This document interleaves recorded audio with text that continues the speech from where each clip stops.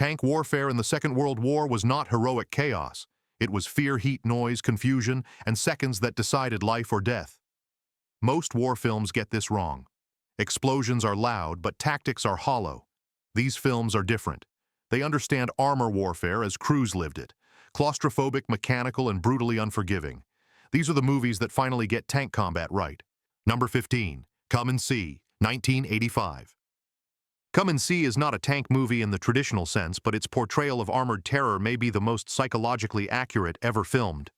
Tanks appear rarely, yet when they do, they feel like unstoppable gods of steel rolling through helpless villages. The film refuses spectacle. Instead, it presents armor as an instrument of absolute domination. Heavy, slow, and deafening. The sound design alone captures how tanks erase individuality and resistance. Director Ilham Klimov places the camera low and close to the ground, so tanks feel enormous and impersonal. Crews are never romanticized. They are faceless operators inside machines that grind forward without emotion. The film understands that for civilians and infantry, tanks were not targets to duel, but nightmares that arrived without warning and left nothing behind. This perspective aligns with countless Eastern Front testimonies. What makes the armor portrayal so accurate is restraint. Tanks do not explode theatrically. They crush fences, flatten homes, and suffocate resistance through presence alone. When German armor advances, it does so methodically, supported by infantry and intimidation tactics rather than reckless charges. This mirrors real anti-partisan operations where armor was used as psychological warfare as much as firepower. The tank combat accuracy here is emotional rather than technical, but it is no less real. Come and See captures how armored vehicles change the battlefield by removing hope. Crews inside tanks are insulated from humanity, while those outside are rendered powerless. That imbalance is the true reality of tank warfare, and few films understand it this deeply. Number 14, The Longest Day, 1962. The Longest Day remains one of the most tactically grounded portrayals of Allied armor during the Normandy invasion. Unlike modern films that compress battles into chaotic spectacle, this film carefully shows how tanks were actually deployed. Slow, cautious, and often delayed by terrain logistics and command structure. Armor does not arrive heroically. It arrives late and often underprepared. Sherman tanks are shown struggling against hedgerows, beach obstacles, and limited intelligence. This reflects real Allied challenges during D-Day, where armor support was fragmented and vulnerable. The film accurately portrays coordination problems between infantry and tank units. Crews hesitate. Orders conflict. Tanks wait for clearance that never comes. These frustrations defined early Normandy combat. German armor is treated with similar realism. Panzers are not everywhere. They are scarce, carefully positioned, and held back due to command restrictions. This was historically accurate, as German armored reserves were delayed by Hitler's centralized control. When tanks finally engage, they do so defensively, using terrain rather than reckless charges. The film avoids exaggerating tank kills or duels. Instead, it shows armor as part of a larger system involving artillery engineers and infantry. Tanks get stuck, disabled, or forced to withdraw not because of incompetence, but because WWII armor warfare was slow, fragile, and dependent on coordination. The Longest Day gets tank combat right because it respects limitations. Steel alone never won battles. Timing, planning, and terrain mattered more. This film understands that and lets the machines feel heavy, cautious, and constrained, just as they were in reality. Number 13, A Bridge Too Far, 1977. A Bridge Too Far offers one of the most accurate portrayals of German armored counterattacks during Operation Market Garden. The film understands that tanks were not blunt instruments but mobile fire brigades used to seal breaches and crush overextended infantry. German armor here is methodical, disciplined, and deadly without exaggeration. Panzer units are shown reacting quickly to airborne landings using road networks and interior lines. This reflects real German doctrine, which emphasized rapid armored response rather than frontal assaults. Tanks operate in conjunction with infantry and reconnaissance rather than charging alone into chaos. The film also captures Allied vulnerability to armor. Lightly equipped paratroopers struggle against tanks not because of cowardice, but because they lacked heavy weapons. Anti-tank tactics are desperate, improvised, and often ineffective. This mirrors historical accounts from Arnhem, where Allied forces were outmatched by unexpectedly strong German armored resistance. What makes the tank combat feel real is pacing. Engagements are short, brutal, and decisive. Tanks do not linger. They appear, strike, and move on. Crews prioritize suppression and maneuver over dramatic kills. The emphasis is on control of roads, bridges, and supply routes, which is exactly how armor was used operationally. A bridge too far treats tanks as tools of operational warfare rather than cinematic heroes. Their presence shifts momentum instantly. This cold realism is why veterans often praise the film. It understands armor as an extension of command decisions, not individual glory. Number 12. The Beast of War, 1988. The Beast of War is one of the most honest tank films ever made because it traps the audience inside the machine. Set during the Soviet invasion of Afghanistan, the film follows a single T-55 crew as it becomes isolated, hunted, and psychologically fractured. What makes the tank combat so accurate is how limited and blind the crew truly is once cut off from support. The film understands that tanks are powerful only when part of a system. Alone, they are vulnerable, loud, and increasingly desperate. The interior shots are claustrophobic, sweat-soaked, and deafening. Commands are shouted, misunderstood, and delayed. Visibility is poor. Situational awareness is almost non-existent. This reflects real armored combat where crews relied on coordination and external protection to survive. Engagements are slow, tense, and uncertain. The tank fires not with confidence but with fear. Ammunition is finite. Mechanical failures matter. Terrain dictates everything.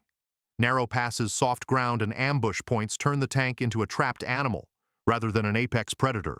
This is exactly how unsupported armor behaves in hostile environments. Enemy fighters do not attack recklessly. They probe, test, and retreat. They wait for mistakes. This reflects real anti-armor tactics used by irregular forces. The film avoids exaggeration and shows how patience and positioning defeat brute force. Tank combat here is not about explosive kills but psychological erosion. The Beast of War gets armor warfare right by stripping away myth. Tanks are not invincible. Crews are not fearless. Survival depends on discipline, restraint, and luck.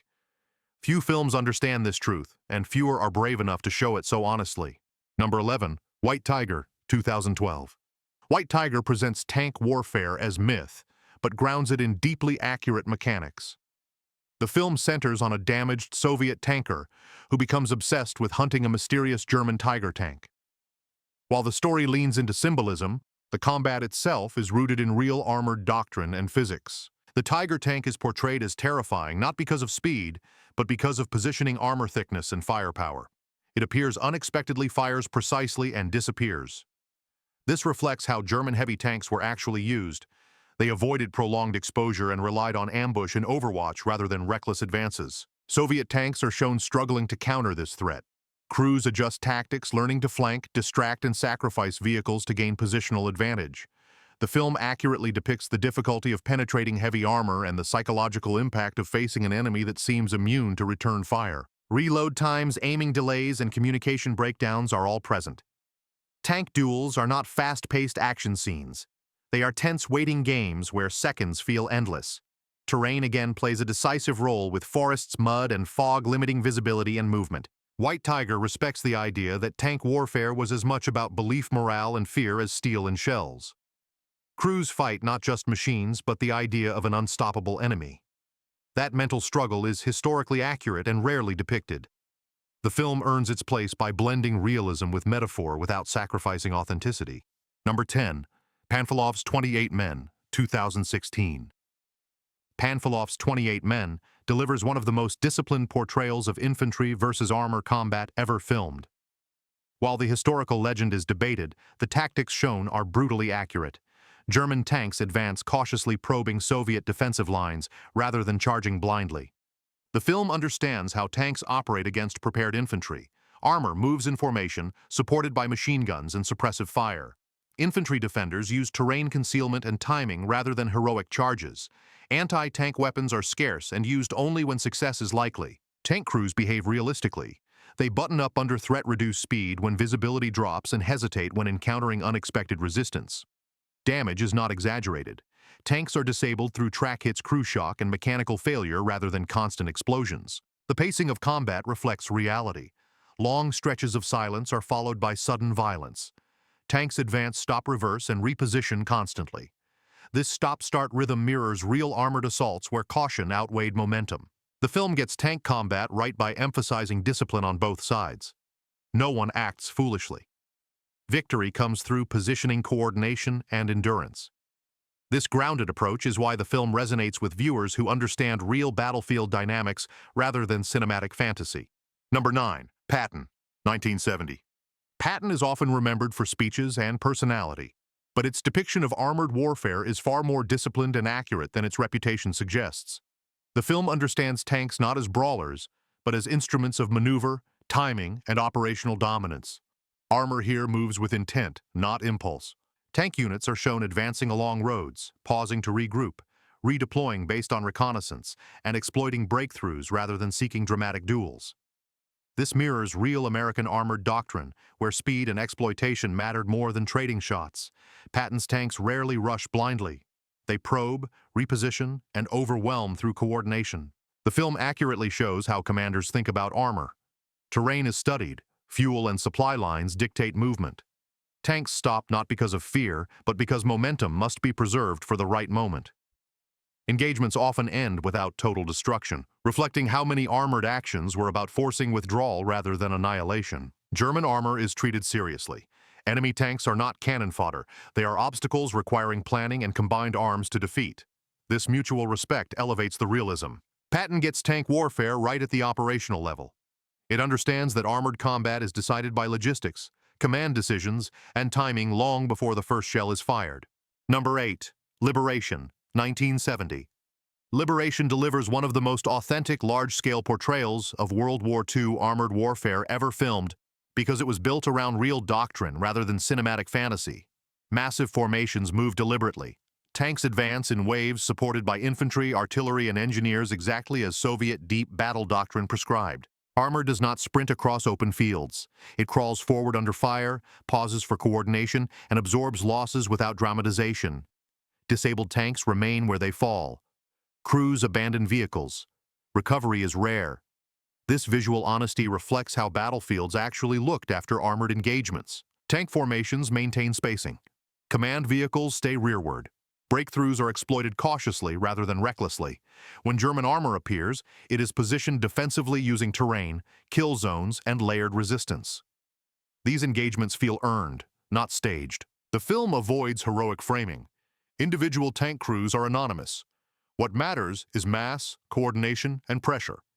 This mirrors the reality that armored warfare at scale was impersonal and grinding. Liberation gets tank combat right because it respects structure. Armor is not about individual skill, but about systems colliding. Few films show this truth so clearly or so relentlessly. Number 7. Saints and Soldiers: The Void, 2014. Saints and Soldiers: The Void stands out for its focus on small unit armored engagements in the chaos of late-war Europe. The film centers on a lone Sherman crew isolated behind enemy lines, forced to rely on improvisation and discipline. Tank combat is portrayed as cautious and tense.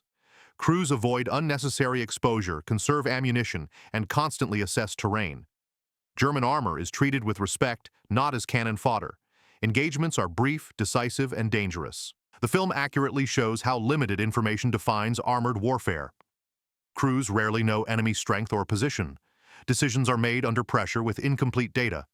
This uncertainty is rarely captured so honestly. Mechanical limitations matter. Fuel shortages, engine strain, and damaged components shape every decision. The tank feels like a burden as much as an asset. While modest in scale, the film gets the fundamentals right. Armor is not heroic spectacle, but calculated risk. That grounded approach makes its tank combat resonate with realism. Number 6. Lebanon, 2009. Lebanon is one of the most claustrophobic armor films ever made because it never leaves the tank. The entire story unfolds from inside a single Israeli tank during an early war, but its depiction of armored combat psychology translates directly to Second World War realities. The film strips tank warfare down to confusion, fear, and miscommunication. The crew operates in near blindness. Vision is limited to periscopes and gun sights that distort reality. Commands are misunderstood, delayed, or ignored. The tank moves forward without full awareness of what surrounds it. This mirrors real WWII tank combat, where crews rarely understood the full battlefield. Firing the main gun is treated as a traumatic act rather than triumph. The delay between command and execution is agonizing. Shots miss. Innocents appear unexpectedly. The emotional weight of pulling the trigger defines the crew more than any tactical success. The film accurately shows how tanks isolate their crews psychologically. Engine noise drowns out reason. Heat and smoke suffocate decision-making. Panic spreads quickly, and discipline becomes the only anchor. These conditions were constant for W-2 tankers and are rarely depicted so brutally. Lebanon understands that tank combat is not cinematic clarity, but moral and sensory overload. It earns its place because it shows what it feels like to fight inside armor rather than how it looks from outside. Number 5. Kelly's Heroes, 1970. Kelly's Heroes disguises realism beneath humor, but its tank combat mechanics are surprisingly accurate. The film features a German Tiger tank crew portrayed with technical respect rather than caricature. The Tiger behaves exactly as it should. Slow, deliberate, and lethal at range. The famous duel between a Sherman and the Tiger is grounded in real limitations. The Sherman avoids frontal engagement, uses maneuver, and relies on crew ingenuity rather than firepower. This reflects historical reality where Allied crews had to outthink superior German armor. The Tiger crew behaves tactically. They maintain distance control angles and fire deliberately. Their tank does not rush or expose weak points unnecessarily. Even within a light-hearted film, the combat respects real doctrine. Terrain matters. Urban streets restrict movement and elevate danger. Tanks cannot pivot freely and must account for ambush angles. This environmental awareness is often missing from more serious films. Kelly's Heroes works because it never betrays tank fundamentals. Humor exists around the edges, but the machines behave realistically. That authenticity has earned the film quiet respect among armored historians. Number 4. Cross of Iron, 1977. Cross of Iron presents German armor on the Eastern Front with grim authenticity. Tanks are shown as tools of desperation rather than dominance. The film understands late war conditions where fuel shortages warned crews and collapsing command structures defined operations. Armor is used defensively and reactively. German tanks appear to blunt Soviet advances, not to chase glory. Engagements are short, violent, and inconclusive. Tanks withdraw as often as they advance. The film accurately portrays coordination breakdowns. Infantry and armor fail to synchronize. Orders conflict. Morale is low. These factors mattered as much as armor thickness by 1944. Soviet tanks are portrayed as relentless, numerous, and tactically aggressive. They probe exploit gaps and overwhelm through persistence. German crews respond cautiously, aware that survival matters more than victory. Cross of Iron understands tank warfare as exhaustion management. Crews fight not for triumph, but to delay the inevitable. That bleak realism makes its armor combat resonate with truth. Number 3. Battle of the Bulge, 1965. Battle of the Bulge is often criticized for visual inaccuracies, yet its understanding of armored doctrine remains surprisingly solid. The film correctly frames tanks as operational tools rather than lone duelists. German armor is shown concentrated for breakthrough, not scattered for spectacle, which aligns with real Ardennes strategy. The film emphasizes logistics, fuel shortages, and terrain constraints. Tanks do not roam freely. They depend on roads, weather conditions, and supply lines. Snow and mud slow advances and force predictable movement corridors. This realism grounds the armored combat despite production compromises. German tanks operate in disciplined formations, probing for weak points rather than charging blindly. Allied armor responds defensively, delaying and trading space for time. This reflects actual Allied doctrine during the Ardennes counteroffensive. While some hardware substitutions are visible, the tactical intent is sound. Armor is shown as heavy, slow, and dependent on coordination.